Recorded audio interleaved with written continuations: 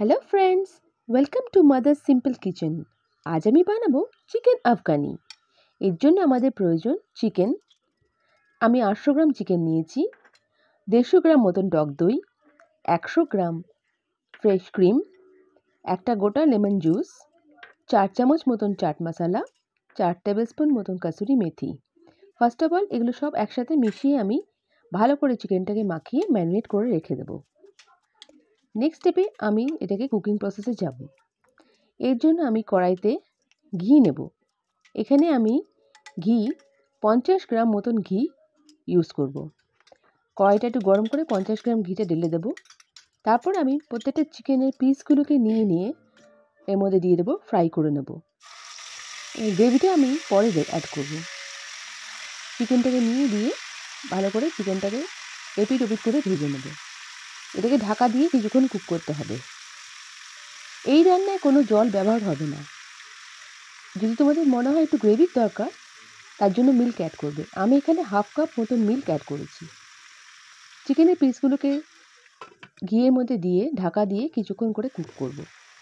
আবার এটাকে টার্ন করে নেব, টার্ন করে দিয়ে আবার ঢাকা দিয়ে রেখে কুক করব। এই রান্নাটা খুবই ঝটপট তৈরি হয়ে যায় এবং এর মধ্যে পেঁয়াজের কোনো ইউজ হয় না। এরপর আমি কিছুক্ষণ পর জিঞ্জার গার্লিক পেস্ট ইউজ করব। খুবই কম ইনগ্রিডিয়েন্টে খুবই তাড়াতাড়ি এই রান্নাটা হয়ে যায় এবং এই রেসিপিটা খুবই সুস্বাদু। এটা যদি আমি অল্প গ্রেভি রাখি তাহলে স্ন্যাক্স হিসেবেও খাওয়া যায় এবং রাতের রুটি পরোটা দিয়েও ভালোভাবে খাওয়া যায়। এখানে দেখছো আমি চিকেনটাকে ভালো করে এপিট ওপিট করে চিকেনটা ভেজে নিচ্ছি। এরপর যখন ঘিটা ছেড়ে দেবে তখন আমি অ্যাড করব জিঞ্জার গার্লিক পেস্ট।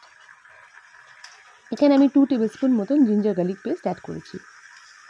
এবার এটাকে আমি কড়াইয়ের মিডলে রেখে ভালো করে একটু ভাজা করে নেব এবং আমি সল্ট অ্যাড করে দিয়েছি। এখানে salt according to your taste add করবে। চাট মশলায় অলরেডি সল্ট থাকে, কেন সেই আন্দাজে আমাদের সল্ট অ্যাড করতে হবে। এবার ভালো করে একটু ফ্রাই করে নেব চিকেনটাকে। চিকেনটা একটু যখন গ্রেভিটা একদম টেনে যাবে, অয়েলটা আরও ছেড়ে দেবে, আমি এখানে যে গ্রেভিটা আছে আমাদের ম্যারিনেশনটা যেটা আছে সেটা আমি অ্যাড করে দেবো। এখানে ম্যারিনেশনটা অ্যাড করার পর ম্যারিনেশনটাকে আমি ভালো করে হাফ কাপ মতো মিল্ক অ্যাড করে বাদবাকি গ্রেভিটাকে ঢেলে দেবো। এখানে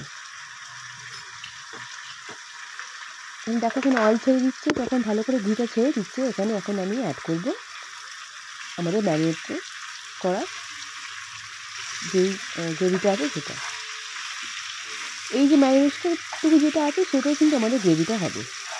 এই মেনুটা বেশি গ্রেভি হয় না, একটু মাখামাখাই হয় এটা। আর এটা যদি একদম একটু ড্রাই করো তাহলে এটা চাট হিসেবে ইউজ করা যায়, কাবাব হিসেবে। এখানে আমি অ্যাড করে দিচ্ছি। অ্যাড করে দিয়ে আমি মিল্ক দিয়ে বাটিটাকে ধুয়ে আবার এটাকেই অ্যাড করব।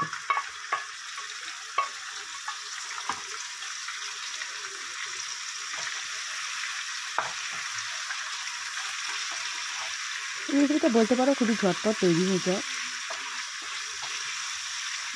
এবং খেতেও খুবই ভালো।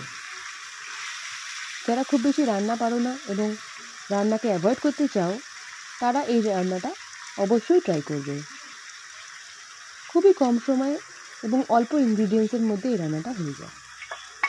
দেখো এখানে আমি একটুখানি মিল্ক দিয়ে এটাকে ধুয়ে অ্যাড করছি। মানে গ্রেভি এইটা দিয়েই গ্রেভি হবে। এই রান্নাটা একদমই জল ইউজ করবে না, তাহলে রান্নার যে টেস্টটা সেটা চলে যাবে। এবার আমি ভালো করে নেড়ে নিই বা ঢাকা দিয়ে এটাকে রাখবো। এটা ঢাকা দেওয়াতে একটু জলটা ছাড়বে দেখবে, তারপর একটু বয়েলে নেবো পুরোটা। যখন এটা মাখা হয়ে আসবে তখন আমি রান্নাটাকে নামিয়ে নেব। এটা ঢাকা দিয়ে কিছুক্ষণ কুক করলেই চিকেনটা হয়ে যাবে। এখানে চিকেনটা ফ্রাই করার জন্য চিকেনটা 70% অলরেডি আগেই কুক হয়ে গেছে। এবার আমি অ্যাড করব এর মধ্যে ব্ল্যাক পেপার পাউডার। যেখানে কোনো ঝাল আমি ইউজ করিনি, মানে চিলি পাউডার ইউজ করিনি, তাই জন্য ব্ল্যাক পেপার পাউডার আমি ইউজ করছি।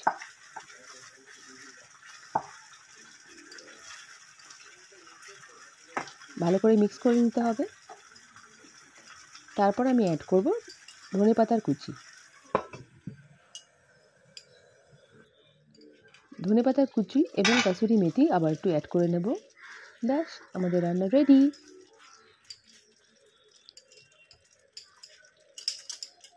ওকে বন্ধুরা, তোমার যদি রেসিপিটা ভালো লেগে থাকে তাহলে নিশ্চয়ই আমার চ্যানেলটাকে সাবস্ক্রাইব করে দিও এবং নতুন নতুন রেসিপি পাওয়ার জন্য বেল বাটনটা প্রেস করে দিও।